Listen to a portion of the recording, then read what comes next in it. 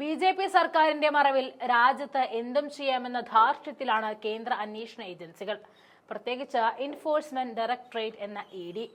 പ്രതിപക്ഷ നേതാക്കന്മാരെ തിരഞ്ഞുപിടിച്ച് കേസിൽ കുടുക്കുക എന്ന ബി.ജെ.പിയുടെ ബി ടീമായി രാജ്യത്ത് ഇ.ഡി. അധപ്പതിച്ചു കഴിഞ്ഞു. രാഹുൽ ഗാന്ധി അടക്കമുള്ള പ്രതിപക്ഷത്തെ പ്രധാന നേതാക്കന്മാർക്കെതിരെ നിരവധി കേസുകളാണ് ഇന്ന് ഇ.ഡി. കൈകാര്യം ചെയ്യുന്നത്. ഇ.ഡി. ഇങ്ങനെ കയറൂരി വിടുന്ന കേന്ദ്ര സർക്കാർ നടപടി പല കുറി സുപ്രീം കോടതി ചോദ്യം ചെയ്തതാണ്. എന്നാൽ നിയമത്തിന്റെ നൂലാമാലകൾ വിദഗ്ധമായി ഉപയോഗിച്ച് ഇ.ഡി. വീണ്ടും പ്രതിപക്ഷ പാർട്ടികളുടെ ഓഫീസുകളിലും നേതാക്കന്മാരുടെ വീടുകളിലും വട്ടമിട്ട് വറക്കുകയാണ്. എന്തായാലും സുപ്രീം കോടതി കൂച്ചുവിലങ്ങിട്ടത് കൊണ്ട് നല്ല പിള്ളാകാനൊന്നും ഇ.ഡിക്ക് ഒരുക്കമല്ല.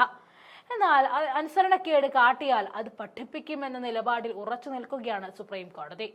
ആരോപിക്കപ്പെട്ട ഒരു അഴിമതിയിൽ അന്വേഷണം മാറ്റണമെന്ന് ആവശ്യപ്പെട്ട ഏജൻസി ആർട്ടിക്കിൾ 32 പ്രകാരം ഹർജി സമർപ്പിച്ചതിനെ തുടർന്നാണ് ഇ.ഡി. ജനങ്ങളുടെ മൗലിക അവകാശങ്ങളെക്കുറിച്ച് ചിന്തിക്കണമെന്ന് താക്കീതുമായി സുപ്രീം കോടതി എത്തിയത്. നാഗരിക് അപൂർവി നിഗം കേസിന്റെ അന്വേഷണം ഛത്തീസ്ഗഡിൽ നിന്നും ന്യൂഡൽഹിയിലേക്ക് മാറ്റണമെന്ന് ഇ.ഡി. ആവശ്യപ്പെട്ടിരുന്നു. ഇതായിരുന്നു സുപ്രീം കോടതിയെ വീണ്ടും കലിപ്പിലാക്കിയ ഘടകം. മൗലിക അവകാശങ്ങൾ നേടിയെടുക്കുന്നതിനായി സുപ്രീം കോടതിയെ സമീപിക്കാൻ ഓരോ വ്യക്തിക്കും അവകാശം നൽകുന്നതാണ് ആർട്ടിക്കിൾ 32.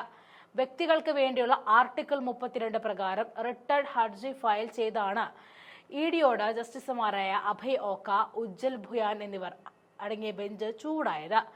ഏജൻസിയെ പ്രതിനിധീകരിച്ച് ഹാജരായ അഡീഷണൽ സോളിസിറ്റർ ജനറൽ എസ്.വി. രാജുവാണ് ഹാജരായത്. ഹർജി പിൻവലിക്കാൻ കോടതിയുടെ അനുമതി തേടുകയും ചെയ്തു.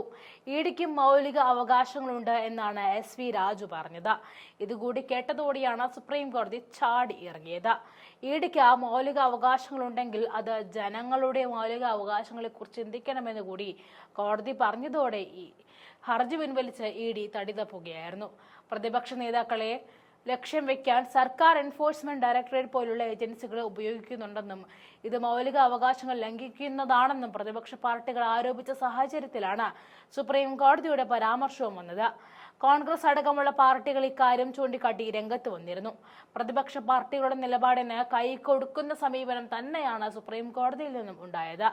ഛത്തീസ്ഗഡിലെ പൊതുവിതരണ സംവിധാനത്തിലെ ക്രമക്കേടുമായി ബന്ധപ്പെട്ടതാണ് കേസ്. 2015 ഫെബ്രുവരിയിൽ സംസ്ഥാനത്തെ അഴിമതി വിരുദ്ധ ബ്യൂറോ പൊതുവിതരണ സംവിധാനത്തിന്റെ നോഡൽ ഏജൻസിയായ NIA-യുടെ ചില ഓഫീസുകളിൽ റെയ്ഡ് നടത്തിയപ്പോഴായിരുന്നു ആരോപണ വിധേയമായ അഴിമതി പുറത്തുവന്നത്. റെയ്ഡുകളിൽ 3.64 കോടി രൂപയുടെ കണക്കിൽപ്പെടാത്ത പണമാണ് പിടിച്ചെടുത്തത്.